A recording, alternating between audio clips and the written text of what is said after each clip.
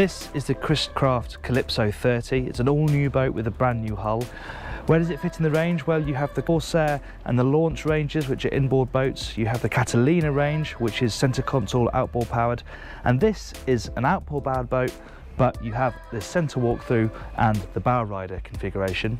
In terms of engine options, you can either have twin 300s or twin 350s from Mercury or Suzuki.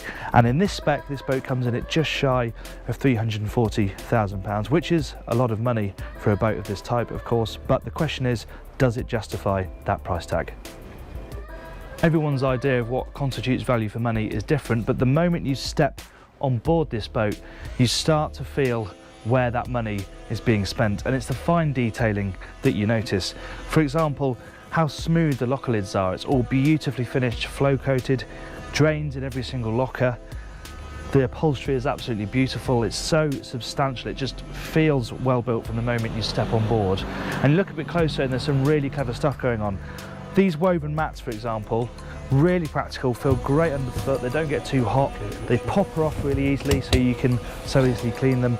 And there's tiny little things like this coding here on top of catches. You have a red dot showing it means that it's not locked. It just means that at a quick glance you can look down that and understand that you haven't properly locked the locker. Now this is a very versatile area. You have seating that pops out from all around. This is all on really nice substantial hinges. You have the same this side, you have a double bench this side, there's a table that slots in here, and when all of that seating is out, it's a really sociable living area. And of course it's served by the wet bar here. This is in an ideal spot. This boat here, it hasn't got the grill specified, but you can have a grill here if you want. This has got the live bait well, but a lot of people I imagine will just chuck ice in there and use it for cooling drinks. But you have got a bit of air in there, you've got a light so you can keep the bait alive in there nice and easily. It's very safe, it's very practical, and there's more to enjoy if we head forward. This bow rider area is just as versatile, and you notice that as you walk through the boat, nearly every floor section is basically a lid for storage. Lifted up, nice and lined. Again, they've all got drains. It's a really practically thought out boat. This area here, you can have a table in here as well as aft. They have separate legs as well, so you can have them both up at the same time. And then if you erect that table and fold the top down, this then all fills in to become one big sun pad. And nice details too, like handholds, cup holders here.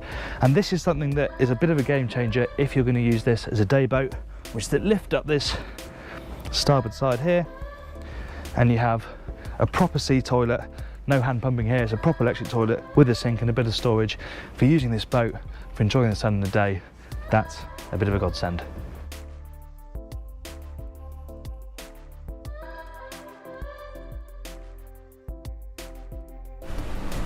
Chris Craft is not in the business of underpowering boats, and true to form, the Calypso 30 has the option of either twin 300s from Mercury or twin 350s from Mercury, or the same from Suzuki.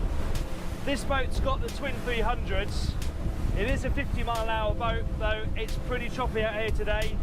The highest speed we've seen is just over 40 knots, but certainly feels like it'll go all the way. And the mid-range grunt from these motors is just addictive, and a fantastic match for this boat, which, though it may not slice through the water like the likes of an Axopar, it just bruises the sea out the way. It's so well made, it's so solid, hangs together so well that though it's rough, it just carries on through it, and you can really carry some speed through quite big seas. It's very impressive.